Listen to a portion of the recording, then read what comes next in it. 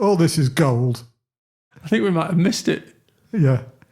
So, well, you could just say it again, and then when you inevitably say Open API by mistake, we can reenact it. What I'm trying to do is integrate OpenAI with the Open API AI. No, it's gone wrong again. It's gone wrong again. There's been a pigeon following me all day. You really like pigeons. I do like pigeons, but when I was at home, there was a pigeon sat on the chimney cooing. When I get here, there's also a pigeon sat just outside. Do you think they're watching us? Yes. I have to say, though, that this is a popular haunt of pigeons, and the sound of pigeons in this room is not uncommon. Right. But hopefully they're quiet enough that we won't have to be editing them out. We won't have to identify the frequency of pigeon calls and put in a notch filter. Maybe that's what we should put in AI-generated voices. A pigeon call. Yes, that can be like the watermark. Yeah. And then Donald Trump will always carry a pet pigeon everywhere with him so he can deny that he said whatever it is. Maybe that's if... Or maybe we could flip it round so you know it's real if there's a pigeon. Because everyone has to carry a pigeon. Yeah, because you can arrange for a pigeon to be there when it's real, but you can't arrange for one not to be there. That would be an amazing world.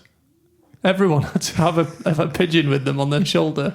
Just to validate all of their, just to make sure their statements. It's not an AI-generated voice. I see no problems with that approach. No, I think that's the most scalable startup idea I've ever heard. To be fair, I've worked for worse startups. Worse than the carrying a pigeon everywhere. Yeah. Startup. And what do you do with all the pigeon droppings? You just keep them. You just go to the dry cleaners a lot. Yeah, I guess you would. Yeah. Yeah. Mind you, pirates did all right with parrots, didn't they? See? It's got historical precedent, this idea. Yes, although I have discovered that the only reason we think pirates have a Dorset accent is because of the actor that played Long John Silver in the 1953 adaptation of Treasure Island. Yeah, that makes sense, doesn't it? So all of this me hearties comes from this one chap infusing his background into his part. Yeah. So, every day's a school day around here. Every day is a school day. So maybe we could go back to the golden age of piracy, just with pigeons and Dorset accents. Yes. Arr. Oh. Me hearties. Me hearties. I'm not so sure about Yorkshire pirate. A place that I used to work, one of the test managers used to build like these spreadsheets, like tools to like estimate and generate test cases. This is going to be a journey back to the point. Yeah, and automate as well, because it was in a very strange technology stack. But he always used to put like a big... So if the tool was called Test Automator, he would put a big R on the end. And if it was... And the tool to generate test cases was called TestMate with a big E on the end. So it was Test Automate R and TestMate E. Oh my goodness. I was happy to work there just for that. Just for the level of joy that brought me when I first saw it. I was like, this is the best job I've ever had. It wasn't. It wasn't. But that... But that blinded you to it. Yeah. And you stayed there much longer than you should have. Absolutely. I would think it's time to leave, and then someone at the other end of the office would shout, "Test matey." And I'd be like, right, I'm here for another 6 months then. Yeah, yes. Can't let that go. Were they manipulating you a bit? Probably. Yeah. Although I continue to manipulate them by getting them to invent more things using the same pattern. Oh, I see. So you were responsible for perpetuating the pattern. Absolutely. And now I'm saying perpetuating the pattern. I'm hoping that the pop filter provision is potentially perfect. So I have 2 announcements. Announcements? So in the chapter markers for the last episode, there are 2 relating to announcements. One is forgotten announcements and the other one is remembered announcements. And that was your previous announcement. So announce away. These are remembered announcements. Yeah. I don't know the ones I've forgotten. So I've forgotten about those. yeah. So I finished the 30 days of AI in testing. I did all 30 days of exercises. And how has that affected you? So I think my general sort of understanding of generative AI, prompt engineering, the different tools that are out there, things like hallucination and various other concepts have come along quite a long way. Before I was kind of talking about them in the very general sense, but now I think I've got a few more specifics. Yeah. In total, I wrote 15,000 words on the subject in the 30 days. Oh, wow. So Yeah. you're going to publish them? So they're published on my blog, which I'm sure we can pop a link into the show notes. What? A link to your blog? My your blog. personal blog of personalness? Well, it's my company blog. Oh, fair enough. So, Of company. which is mainly me, but so, the circle is complete. Yeah. So it was, when I looked at it in the round afterwards, I was like, I've learnt a pretty amazing amount. That's a lot of words. It reminded me of the NaNoWriMo, that where you write Oh, yes. you try and write a book in a month. 50,000 word book in a month. Yeah. So I didn't get close to 50, but I was still pretty pleased with 15. Yeah, that's a hefty output. What will people gain by going and reading your blog? What will they come away with? Well, hopefully. I want my sort of overriding feeling afterwards was, rather than using AI to try and squeeze more efficiency out of what we currently do in the testing world, we could use it to do something slightly different and maybe show what really great testing looks like.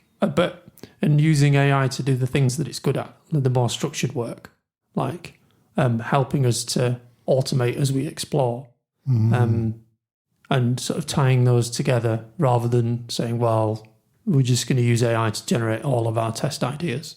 Yeah. Replace all of our testers. Yeah. So hopefully it left me feeling quite hopeful that there might be other ways to do this rather than just saying, well, just generate me a set of tests that I don't understand, and then say that it's tested when we all know it's not. And then following on from speaking about TikTok last time, and that LinkedIn is my only social media remaining out of all the social media giants that are out there. In fact, I did write something in the show notes last time about we would include our social media links, or in Ash's case, link. Are you going to tell me that I'm already wrong? Well, so LinkedIn has announced that it's going to start doing shorts. YouTube shorts, Reels, like YouTube. Vines. Right. Sorry, I thought you meant like American Underpants. American Underpants. Complete pivot. So I feel slightly torn now because the thing that I'm trying to escape from is chasing me onto all platforms, the short form video, which I fear so much, and even on LinkedIn. But I feel like LinkedIn will have the worst of them all. Yeah. People's motivations for posting things on LinkedIn sometimes don't lead to what you really want to spend your time consuming.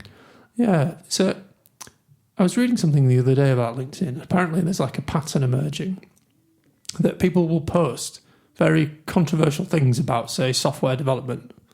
But then if you reply refuting that, they then give you a very nuanced answer and say, well, it depends, doesn't it, on the context? And to make you look unreasonable, it's a very bizarre... I'm not quite sure what you get out of it. Well, I was going to say, I've made 14 people look unreasonable this week. It's a triumph. Unless that's what you've got some kind of bonus tied to making people look unreasonable. But I was just like, what a very strange pattern to emerge. It does sound quite odd, although maybe it might, we'll all be answering posts on LinkedIn in an attempt to appear reasonable so reasonable that whatever the reply is, it can't possibly seem to be unreasonable. The replies just become meaningless because they're all so reasonable. Yes, yeah. We're just going to... What's the blandest possible replies I can make to this post? Well, nothing means anything, and it all depends on context. And there's so many contexts out there that, you can't pick one thing for anything to mean, can you? I think you've just proposed a post that could be made in reply to anything on LinkedIn, on the whole of LinkedIn. Maybe I'll just reply to everything on LinkedIn with that. Yeah. I wonder if LinkedIn has APIs and you won't even have to do it yourself. Perhaps I can use an AI to call the API. Go on. It's a trap. It's a trap. It's always a trap. So yes. I'm not going to say it. No. So they were my two announcements. Well, so your second announcement, to summarise, is you're considering getting rid of your last remaining social media. Pretty much. Thing. Pretty much. And after I found you a Mastodon server that would be perfect, and it even has famous testing people on it. Famous testing people. It's very nerdy. You should give it another look. There's a very gentle peer pressure about signing up for Mastodon. Yes, very gentle. I'm just not ready yet. Let's think about some things. Steady on. You're going to rush into things after only 10 minutes of wittering. Honestly, Ash. Feel sufficiently warmed up. Yes. I might have to do a special edit to make that true. It was only 10 minutes of wittering. So, yes, let's talk about things, given that is our ostensible reason for being here. So I have a thing, Ash. Excellent, let's hear it. So my thing is entitled, I'm not very good at coming up with narrowly scoped things, so this is, again, quite a broad area. But managing IT service providers. And this kind of comes from having been on both sides of the kind of fence. So I worked for a very large IT service provider organisation for a very long time. And then more recently, in my role that I play with some companies as what the cool kids call a fractional CTO. But what that really means is part-time. But fractional apparently sounds more cool, so that's what we now say. I've seen that rather a lot as well, the fractional thing. I'm going to be fractional, I think. Yeah, I mean, the other one is, it's very close to being fictional. Fictional. I quite like the idea of a fictional CTO. That sounds good. I've met a few of those. Sorry? I've met a few of those. Yeah. Yes. Science fictional CTOs. But in that role, often the things I'm doing is trying to help companies without sort of much technical capability manage agencies or other people who they're giving quite a lot of money to do development. And I've seen that work really well. I've also seen it go quite wrong. So I just thought it might be interesting for us to talk about. Yeah. I guess I've probably seen it slightly differently, as in being on the within like the development team, if you like. Yeah. And seen lots of different sort of scenarios with like different providers where you've got either a single consultancy providing a team to build a thing, or multiple consultancies on the same team to try and build a thing. Oh, that sounds... And then, That's not pretty. And then like mixes of permanent people. Well, we're all permanent people. Which we were. Yeah. We're all temporary people. Temporary people. Ultimately, existentially. So a mix of people who work for the host organisation. And then people from consultancies and contractors and things like that. So I've worked for both consultancies and been an independent contractor, coming in off my own volition and through other consultancies as well. So I've seen a few patterns, I think. Yeah, I think so. We should be able to find something to say about this. I'm guessing from the 12 paragraphs you immediately put in the show notes as soon as the topic was put there. I mean, my experience from the other side has generally been as part of large teams fielded by a big company. Yeah. And generally, if there are other people involved, it's quite often you might have the odd independent contractor filling a gap that the big company can't source. Or you have big companies that own different things. So I remember in one scenario, my company was delivering software, but they were delivering it to another company's infrastructure. Oh. Which was quite interesting. Yeah. And it ended up that and of course, infrastructure delivery is always interesting. It's been a bit reformed now by the cloud. Yeah. But it used to be, you used to see people printing money doing infrastructure, because they would sign a 10-year deal, and in the last 3 years of the deal, it would be just printing money, because they were charging 10 years ago prices per gigabyte for data storage and things like that. Yeah. Which they were entitled to do because of the contracts that, were front-loaded with work, so they would lose money in the beginning. But yeah, it could get, that kind of thing can get messy. But I'm quite interested in what you're saying about these kind of mixed teams, because any consultancy is kind of doing the work but also trying to sell more work at the same time. Yeah. And if there's someone else doing the same thing at cross purposes in the same team, that must be interesting. Yeah. The whole selling of further work, it never really sat all that well with me when I was in a consultancy. I'd rather just do the work well, and then that would generate further opportunities. I was never really, in that sense of I never really saw it as sales. It's just excel at what you do and deliver well, and then hopefully more work will come. But other consultancies don't subscribe to that philosophy, do they? Well, they say, well, I need to... There was one particular place where I was at where another consultancy's sort of salesperson stuck very close to the head of development for the host organisation. Yes. They were... In every meeting that they were in, they were always sat next to them. Yeah, and that's you need 10 people for this. You need another tester. You need this. You need that. So that's like the flip side to just getting on with the work and delivering it. Yeah. It's like nuclear deterrence, isn't it? If one side has one, the other side needs to have one as well. Yeah, yeah. So I always found it really uncomfortable. I went down to their main trade was in book publishing, which they were great at, but they were absolutely terrible at software. And they had lots of consultancies in there. And then those consultancies were not doing a very good job of testing their own work.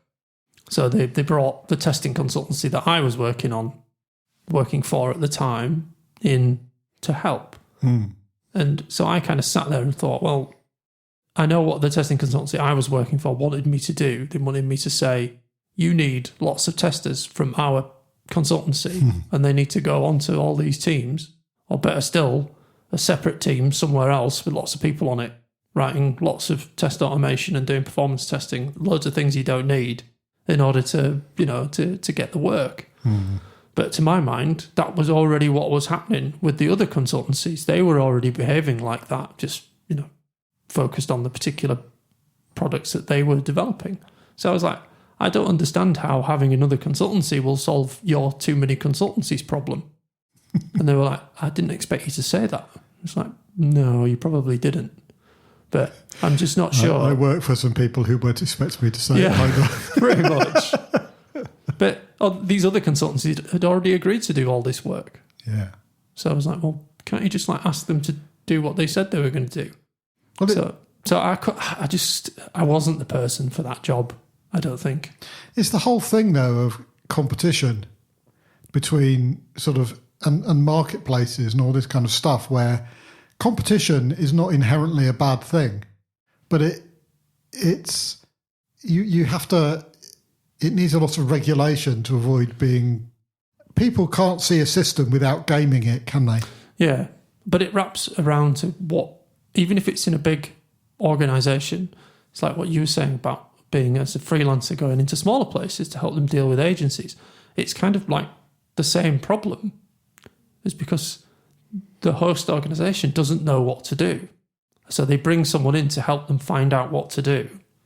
But especially if you come from a bigger consultancy, you don't have the same aims as. It's not necessarily only about helping the organisation who's brought you in to deliver what they need to deliver, because you need to make some money as well.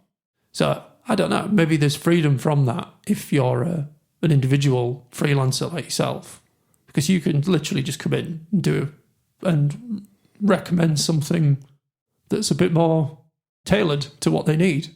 And if you get like a few months worth of work out of it, you'll be delighted. Well, yeah. One interesting thing is this idea of the two extremes of this are the throwing it over the wall and waiting and then something comes back approach. And then there's I'm not familiar with that approach as a tester. And no, of course not. You would never have seen that. I'm sure other parts of the life cycle are much more likely to have seen that. And then the other end of the scale is the team is completely integrated, and you are on Slack together, or you can see the team's processes and participate in them. I think that, and actually I personally much prefer that second way of doing it. Yeah, because it's reducing the length of feedback loops. It's making everything, improving the clarity the shared clarity between everyone. But you still see the first one sometimes. Yeah. So one of the contracts I was on, we went to this organisation and they made us wear like different coloured lanyards. And then another place wouldn't give us passes, so you had to ask to go to the toilet. Oh. Yeah. And it's like, what, this is how much we trust you. Yeah, this sort of strange hostility towards any sort of separate entity that they had invited in, but I guess not everybody had invited us in. So that kind of thing doesn't make you feel like, it doesn't like leave you with warm feelings towards those organisations. Whereas other places, one certain particular place that I worked in, Leeds, you were part of the team. No particular restrictions on access. You were sort of valued. They didn't have like sort of divisions by, some of the testers would be consultants and some would be permanent members of staff. And it was just like, it was nice. Everyone, you felt like a big team and stayed there for quite a long time and always remember it fondly. So having that sort of integrated nature really, really helps. And would you say, I think I already know the answer to this, but would you say it helps the results or the outcomes be better? Yes, I think so. I think if it's hard to ask consultants and contractors to buy in to what an organisation might be doing because of that slight conflict of interest that we talked about in terms of getting more sales, getting a contract extension, whatever it is that you're after.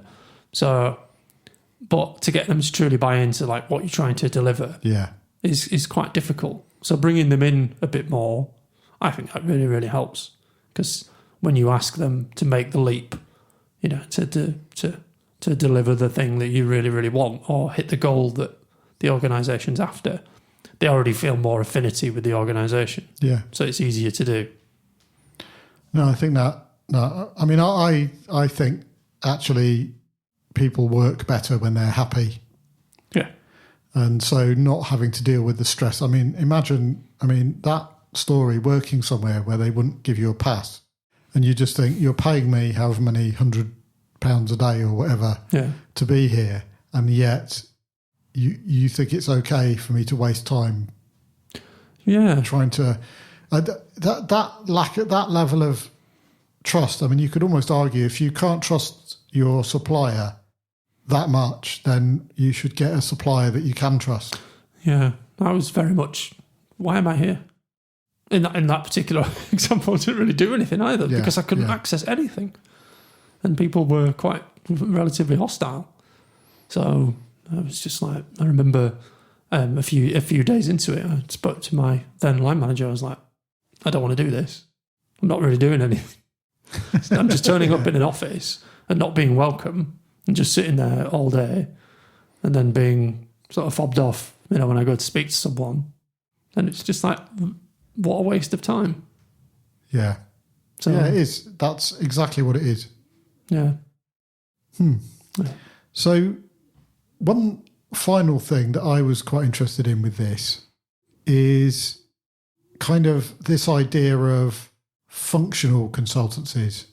In other words, they only do one thing. So we've talked a bit about testing consultancies. Yeah.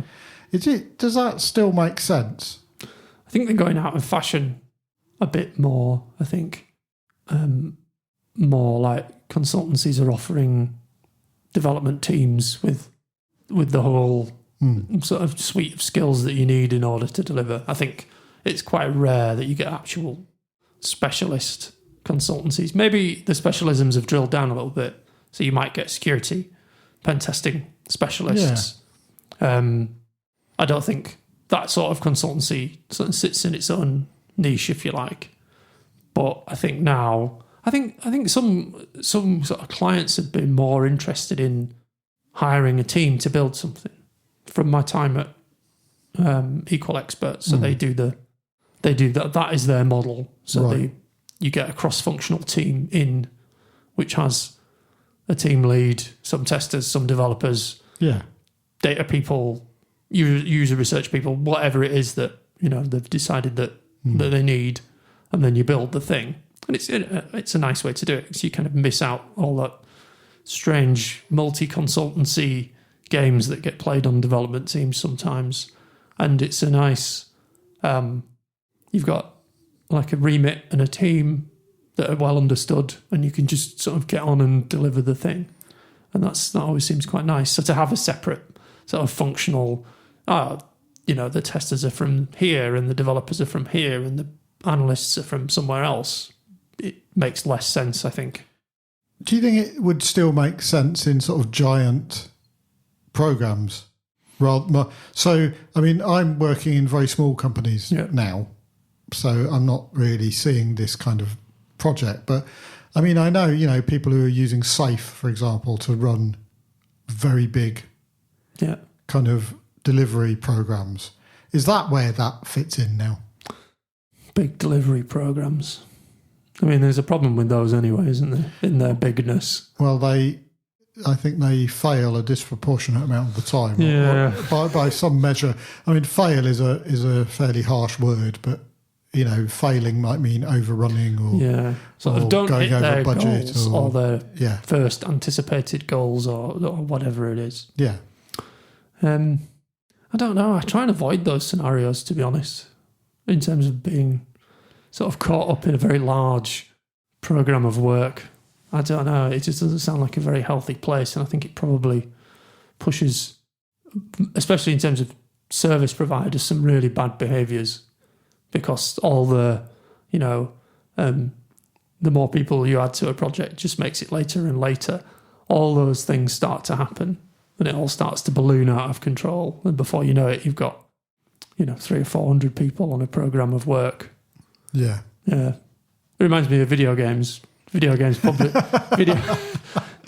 development houses, they actively celebrate pulling everyone onto a game, and then literally like a few months later they're like, the game's going to be delayed, and it's like, oh really? Are we back to magic time again now? Yeah, pretty much. And it's like, what an amazing revelation you've just come out with.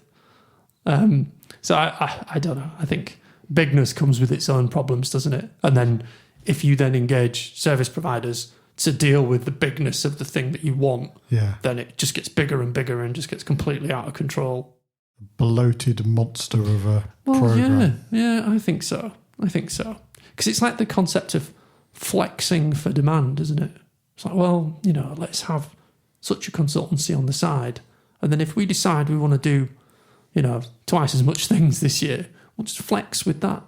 And I'm always a bit like, well, in a similar vein to the bigness thing. It's like, well, is the problem that the pipe is only so wide and you can't prioritise correctly, so you just try and make the pipe bigger, but in a false way? Well, just by keeping it the same size but increasing the pressure. Yeah, pretty much. Yeah. Well, the analogy just keeps giving and giving. Yeah. So I'm a bit like, whenever I hear that, it's like, well, we've got this consultancy and we flex based on need. Because in my experience, most of the time, it's just like you just end up with them there all the time. So I'm just like, how do you?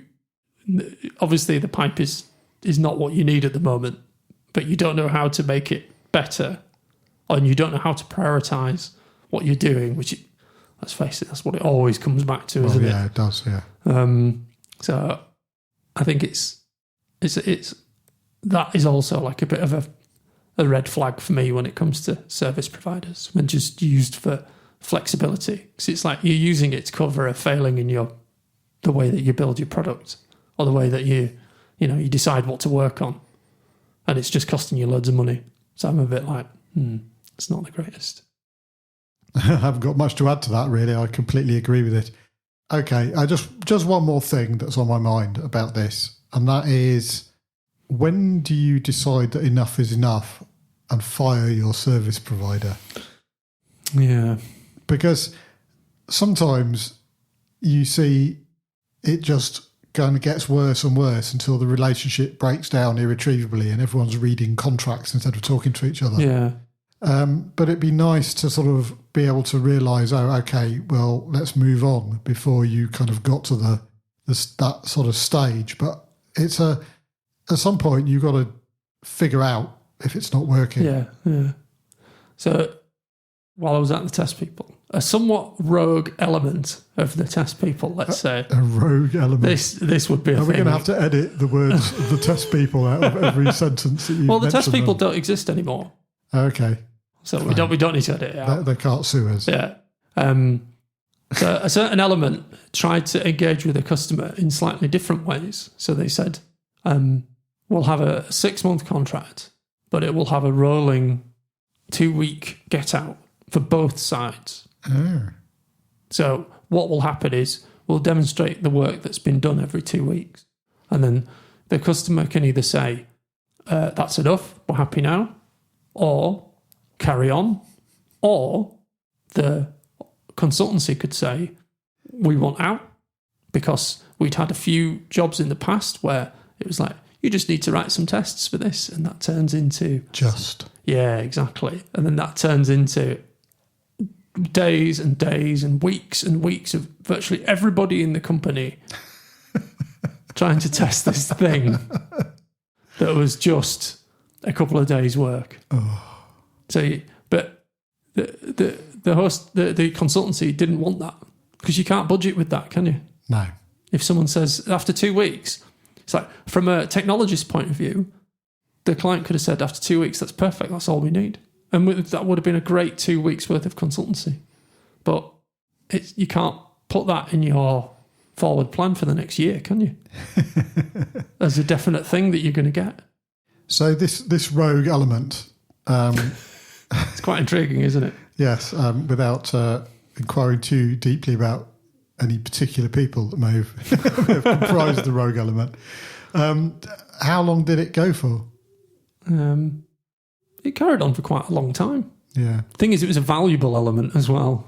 Yeah, so that helps. Which allowed it some roguish tendencies. Some roguish tendencies. Yes. I, when you say testing people with roguish tendencies, I just feel that that's leading me somewhere. I'm not quite sure where it can be. But yeah, I mean, that seems like actually a really good way of doing things. And of course, it sort of avoids the question of when is the testing finished, which I know you enjoy having a view about, because we had quite a reasonable amount of the last episode to that question. But yeah, so that's a really good, that seems like a really quite nice way of doing it, because it means that you're basically normalizing asking the question of, is this still valuable? Yeah. In a relatively rapid time frame. Yeah. So yeah, absolutely. I mean, sometimes there's interesting examples where the host organization will take like the cheapest option as well.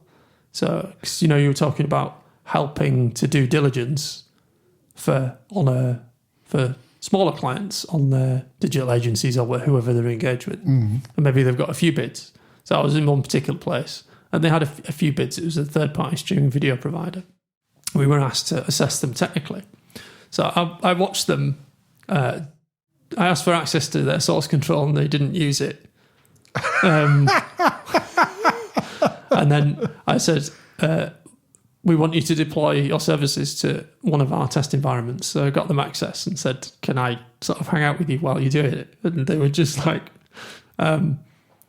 changing things on the fly in config on this server. It's like, have you not got like a pipeline for this or anything like that? And they were like, no, I just need to change this config item. Oh, it still doesn't work. Oh, maybe this one. Maybe this one. I was like, how can you remember what you've changed? How do you know what works?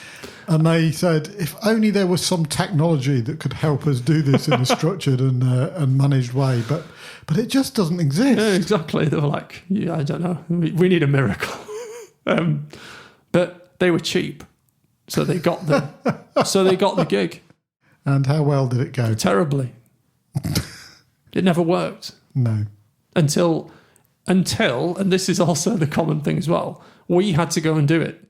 So the people who worked at the organisation were just like, basically, you can't do it, but you've provided the product. So, we put all the config into source control and built a pipeline for it. Which I'm sure that they went and went, what a wonderful idea. That's a jolly good idea. So there's so many terrible examples like that. I don't know. I think perhaps I'm slightly damaged goods when it comes to service providers because I've just seen too much. The horror is... Horror is real. Is too deeply embedded. The carnage. Yeah. But I think that in all that experience, there's like a pattern. Because I think I wrote in the notes. So I said, if we could set a minimum technical competency level, which is comparable to the host organisation, before heading through the door, interview any new starters that come along from the consultancy. Yeah. Treat them like humans and part of the team, but probably don't put them in long-term leadership and strategy positions. Seems fair. And then have a plan to be without them soon. Whatever soon looks like for you. 6 months, a year. But not 20 years. No. Because that's not soon, is it? It's hard to imagine a perspective from which that is soon. Yeah. So my final, in my comment on the show notes, it just says, I just haven't seen too many thoughtful approaches, to be honest. Just endless horror. This is like Jerry Springer, isn't it? Yeah. Here's my final thought. Yeah. But if you got lots of different technology people to come and talk about this subject, I think you'd get something quite similar. Yeah, I think you're right. I mean, I think we seem quite aligned about a lot of this. Yeah. And also, I'm mindful that you probably if you got someone who works for a big consultancy with lots of tales of horror on the other side. Oh, yeah. So clients, the worst. Yeah, exactly. Who needs them, eh? Yeah. Hey ho. Anyway, that was my, as usual, very large and woolly thing, but I feel like there's some sense been made of some of it, so that's good. Thank you. Great thing. Thank you for making sense of my thing. So, in the last episode, we had an agile interlude between the things. Oh, yes, of course. So I'm just wondering, should I try and get out of my chair or something, just for laughs? Maybe you could try and get your pigeon. Put it on your shoulder so I know that you're not an AI. Well, you could do that, but I feel that you're biased in this instance because no one except for you has ever given me a sticker of a pigeon. I mean, with my head on it. With your head on it. I mean, what is the story? Why is there a pigeon with your head on it? So, Gwen Diagram likes pigeons. I have a head that looks... She likes your head as well. Yeah. So these are two of my favourite things. And a chap called Chris Chant said, I've got you some stickers done. And it was a pigeon with my head saying testability, yeah. I've got one. I still look bemusedly at it from time to time as to say that this has a story, but I've never before known what the story was. Yeah.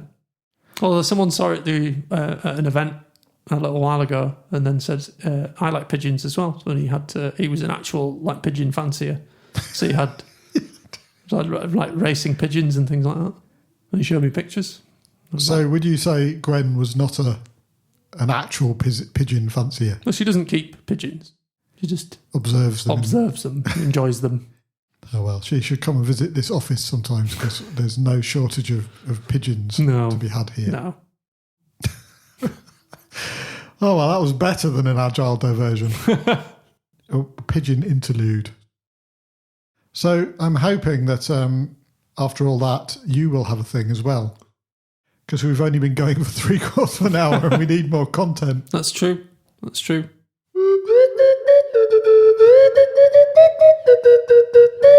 I do have a thing. What is your thing? I want to talk about AI voice cloning. Oh, AI again. Fantastic. Yeah. Well, I think as it matures, or it doesn't mature, or society doesn't mature, or everyone's immature, I don't know. Yeah. Or we just build things without much thought about what they actually mean, and then we just unleash them. So, this is interesting. If you bang these atoms together, it makes a really big, really big bang. Bang the rocks together, people. That's the secret. Yes. So I think it has the potential to be one of those where we have a very, very advanced voice cloning functionality offered, which has many, many uses. Some of them good, some of them bad. The technology itself obviously is different to the intent of using it for whatever purposes that you want to use it for. So, but the thing that interested me was that OpenAI. Very well said. Very well said. So they've created this new capability, and it's extremely powerful. So you can take 15 seconds of someone's voice, and it will create a clone with the tone, inflection. Apparently, I'm a tester, so when people say, "Oh, this thing will do this," I'm always like, "Will it? Will it now? Yeah, will it now? Will it really?" Well, I'll tell you what. I'll tell you if it does that. Yeah. Well, we could feed it a good few hours of What a Lot of Things, and then we could just publish, or it could just send it away to make episodes on its own. They'll probably come out more regularly than ours. Well, yeah, that's true. We'll be stuck for hours editing. Yes. Oh, no. Don't even joke. Anyway, sorry. Yes. Serious thing. So 15 seconds of audio from a person, and then you can create a clone of their voice, which is incredibly accurate. Or so the claim goes. So there's a few examples of this. So my favourite one was James Earl Jones allowed Disney to clone his voice to use as Darth Vader.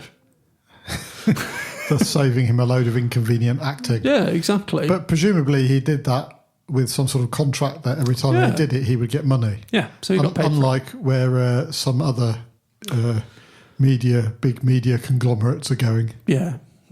So I guess that's the worry, isn't it? So you got like the positive uses of the technology, although masquerade an AI pretending to be Darth Vader is, well, I guess it is a positive use if you like that kind of thing. What kind of thing is that exactly? Like entertainment. So if you like Star Wars, it's a positive thing. Although there was another example where, for example, someone had a vascular brain tumour which made them lose their voice. But they still had recordings of them. So they put it through a voice cloning AI program, and they got to speak again. Did you know that your iPhone has that capability? You can record your voice into your iPhone, and it is then able to, not all that well, it must be said, say things in your voice, and you can then use it for that eventuality. Yeah, so I didn't know that. I mean, maybe this is like the next evolution of that kind of capability. I think there's a lot of room for that capability to improve. So I think you're probably right. Yeah. But then you had on the flip side of that example of something really positive. So someone can speak to their family members again using their own voice, which I think we can probably agree is a very positive thing. Yeah. But then it was used to create a scam phone call using Joe Biden's voice to people. Yes, I think we should be specific that this wasn't OpenAI's technology that was used. It was. There are quite a few companies that have variations of this kind of thing, and some open source stuff as well, I think. But I mean that usage was clearly. I mean, it was. I think they were telling Americans not to bother voting. Yeah. So appealing to our natural sense of apathy. Yes. So OpenAPI with their product. Oh, I did it. So then OpenAI API with their AI. So OpenAI's approach is to release this to a limited amount of people because they're mindful of what the impact might be, especially in an election year. Which is interesting, isn't it? Because I don't think ChatGPT, as in the generative AI, was pretty much just released widely without too much sort of limitations put on it. I can't remember back in the beginning of it whether there was a beta. I certainly wasn't involved in it. Yeah. But with their more recent products, I think mostly for capacity management purposes, a lot of the newer,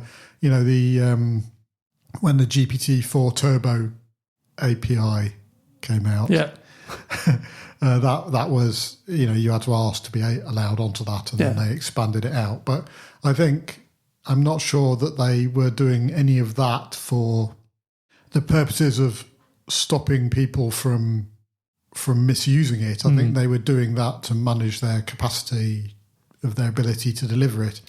So I'm not sure, but maybe this is a sort of new one for them. Yeah.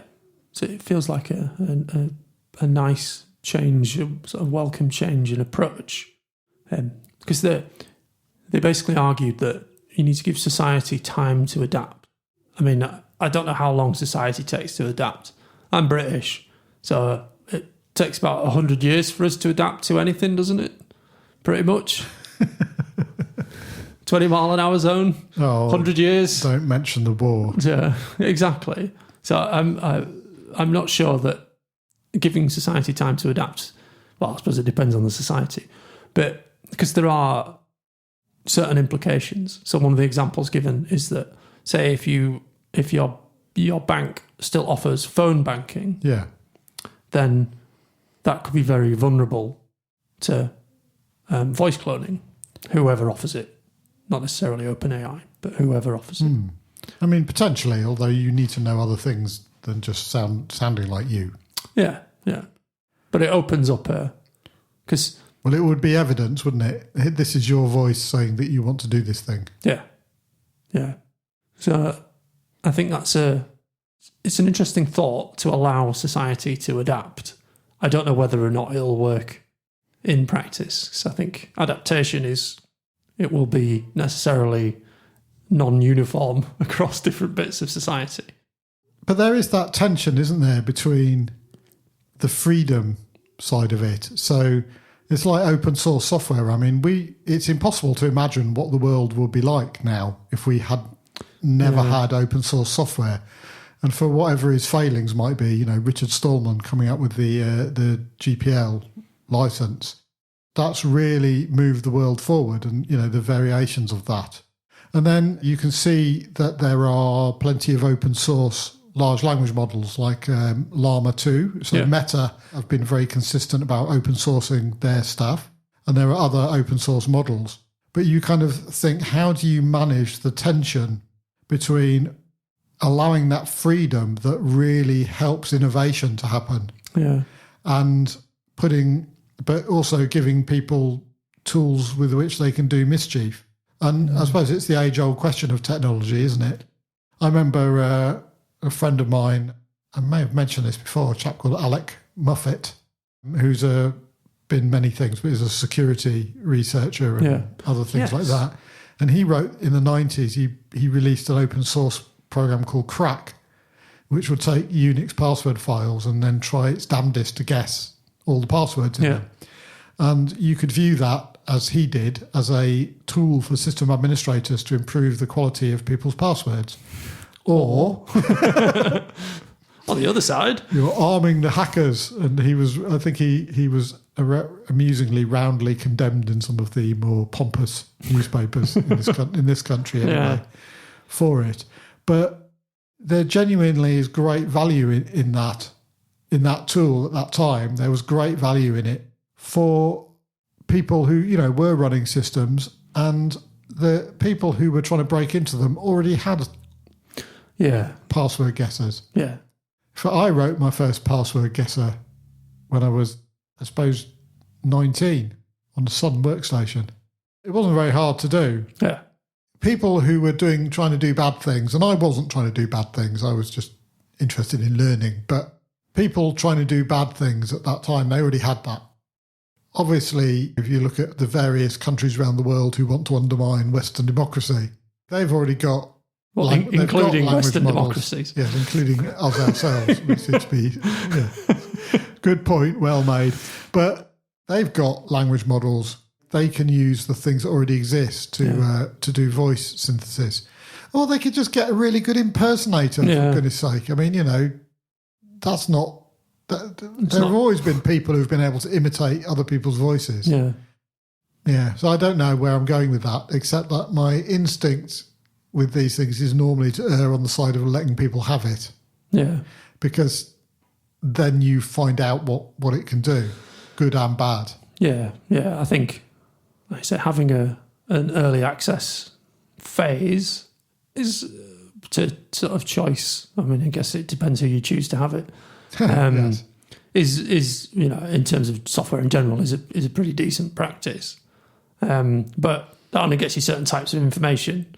You might get some operational information, or you might give it to people that you trust to use it well, and within acceptable sort of moral parameters, if you like. Yeah. But then once you start to open it out a bit more, the sample of people that you're giving it to gets much, much wider, and you don't know where it's going to go. An interesting thing there is how fast it is. So there's a kind of dream, isn't there, that you can have a real-time conversation using voice with an AI, and you can talk to ChatGPT. There's on the app on the phone apps for it. You can have a voice conversation with it, but there's a lot of waiting while it makes pretty patterns on the screen while it's thinking what to say and then generating the way to say it. We all need to pause a bit more before we talk, don't we? Yeah, apparently this is the key to stopping saying which I have to edit a reasonable amount of out of all of our episodes. I don't know what you mean. I haven't quite learned how to not say but I think you're right. We do. I think pausing during speech is actually a good thing to be able to do, but it's also there you go. That was a genuine one. It's also the idea that if it's able to generate speech in real time, because if it doesn't have to be in real time, then you send it some text and then 30 seconds later it comes back. Then in that time, a language model can read it and say, and you could say to GPT-4 or something, is this seem to be malicious? Yeah. And then you could say, well, I'm not doing that because I think you're being malicious. But if it's supposed to work, if it's able to work in real time, you couldn't really do that. Yeah, it would be a different. You'd have to come up with something different if you wanted to stop people misusing that. Yeah, because I think for this sort of generation of voice cloning, the idea is to add like a sonic signature as a watermark. Oh, very clever. So you can then go and detect whether or not it's an AI that's generated it. But only if the generating program obviously inserts the signature. Yeah, and an open source one could be... Yeah. So probably from the bigger players in the space, you probably find that this signature would be inserted. Whereas but I guess it's the same with the password cracker, isn't it? It's like, well, if you are going to be nefarious with it, then your tools are probably way ahead of all the other tools out there for doing that, for doing whatever nefarious thing that you want to do. So those people would have had a password cracker for years and years and years. And actually, I think what Alec wanted to do, and it's a bit dangerous to speak for him, obviously, but was to give everybody the best one. Yeah. So that the hackers didn't have the miscreant side of the equation didn't have a better one. Yeah. So it was the best one. And that's, you sometimes hear the sort of Sam Altmans of the world saying stuff like, actually, the way to manage this is to make sure that the goodies, not the comedy trio from the 70s, but the people on the side of I'm struggling to define what I mean by this now, because I think there aren't any bloody goodies, but there must be. But the goodies should always be able to have the best AI. Yeah. And now I'm just thinking of Graham Garden and Bill Oddie having the best AI. I shouldn't let my brain out, really. But yeah, you want the side of the people who aren't trying to destroy stuff to have the best resources, or at least equal resources. And you sort of think, I don't know, that seems like a principle that might be useful to take into account. Yeah. So like you say, having like the equal tooling, the equal ability to combat. So at least you're coming at it from a where you can sort of stand on your own 2 feet, if you like, in terms of rather than having like some kind of wild inequality, or at least believing that you've got the best tools. So I think that's one of the things as well with especially with security problems in systems, is that you believe because you buy like some kind of tooling from some vendor that they've got it covered, and they don't most of the time. So I think the belief that you have the best tools when the people who you are in opposition with won't tell you about the tools that they have. They exist in the dark. So it's relatively naive. So I see what Mr. Moffat was doing there, and saying, well, at least Moffat is at least the playing field is level now. Yeah. I don't want to be an AI hater. Yeah. I see the value in voice cloning as Darth Vader, and also, if you've lost your voice for whatever reason, or you've not been able to speak for a long time, then you're going to find the Darth Vader button. I find your lack of faith disturbing. That's uncanny. Sounded just like Darth Vader, didn't it? So I'm trying not to be an AI hater. I think that's good. I also don't want to be an AI hater, as was probably apparent. Yeah. But it is a difficult and complicated question, because open source language models sort of defeats the idea of only billionaires can have this. Yeah. And I kind of approve of that. It also puts it in the hands of bad people. Yeah. And I don't like that. Yeah. But it seems like it's like free speech, isn't it? If you have free speech, then you have to accept people saying bad things. Yeah. But that doesn't necessarily mean that free speech is a bad thing. No. But I think with voice cloning, it's like, okay, there's some very positive sides to it. And yeah, I can imagine a few applications which would be very bad. But OpenAI, with their tool at least, have said, we're going to limit the release of it in this election year, which to me is a fairly responsible thing to do.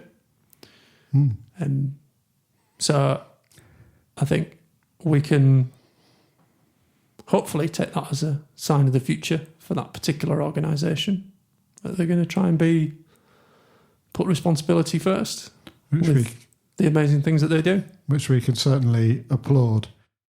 Yeah. So what do you think OpenAPI will be doing? Nothing. Well, not nothing. Nothing. at all with voice cloning. With fair enough. Sorry, I'm going to mock you about that some more, probably. It's okay. I will recommend that we edit it out. Yes. And of course, I will just blindly take your recommendation. Well, it's easier that way as well, isn't it? It's easier for me, certainly. Yeah, absolutely. So that was my thing. I love that thing. I'm very interested in the AI things at the moment, as you can probably tell. And I think that kind of brings out all of those tensions between that freedom and freedom of access and all that kind of thing with the sort of bad things that people sometimes want to do. Yeah. So I think, fantastic. Thank you. And like you say, some incredible technologies have resulted from open source and the principles around it. Like, for example, you can get a library which will add any number of zeros to the left side of a number and you don't have to work out how to do it yourself. But I always like that one because the maintainer took it down because he got annoyed. And then everyone was like, oh my God, none of our systems work anymore. Yes. How do you add zeros to the left-hand side of a number? I don't know. Yes, which makes me now think about the XZ or XZ, I suppose lots of people would like me to call it, thing about but maybe that can be a thing next time. Maybe that can be a whole thing because there's an awful lot in there. Definitely. In fact, I might have to Bagsy that one.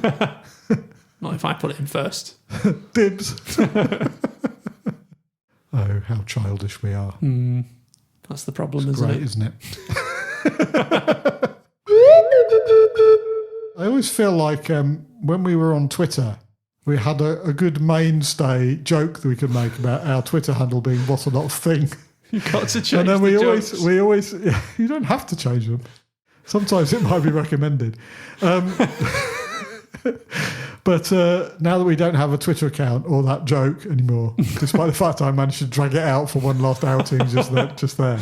But if you want to talk to us about any of the things we talk about, we would love that.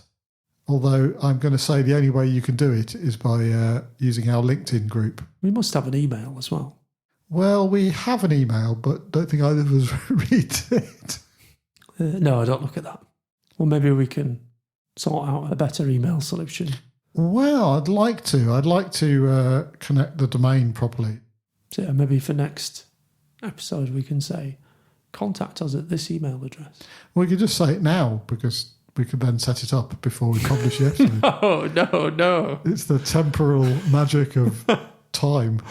No, we don't do that because then that means that there'll be a rift in the fabric of space-time if it doesn't happen. It's not a deadline, Ash. It's it's like only an email. It's only an email address. So I spend virtually my whole software development life because people always say, "Well, I tell you what, if we tie these two things together, then that'll be amazing, won't it?" And then you're like, "Well, no, because then we can't release one of them, can we?" And people are always like, "Oh well, I've made this dependent on this. I've made this pull request, but it's branched off the other branch." I'm like, don't do that because then they have to go together. And then someone says, why can't we release? And it's because you've made things that have to go together. Yes. So don't do that. Loosely coupled components, kids. Yeah. It's the magical magic. Magical magic that time. keeps your system working. No, there's no magic time. Loosely coupled, highly cohesive components. That's what you need to build. And that's what magic time is all about. No. Magic time is about never sleeping until you die. It does get quite magic after the first few days because you start to hallucinate. I imagine it does, Yes. Right, let's finish there. So let's literally just finish. The email address will be in the show notes. Please email us because we really, really want to hear from you. Yes, we do. We don't know how to end an episode, do we? No. We just slowly talk until it peters out. Yeah.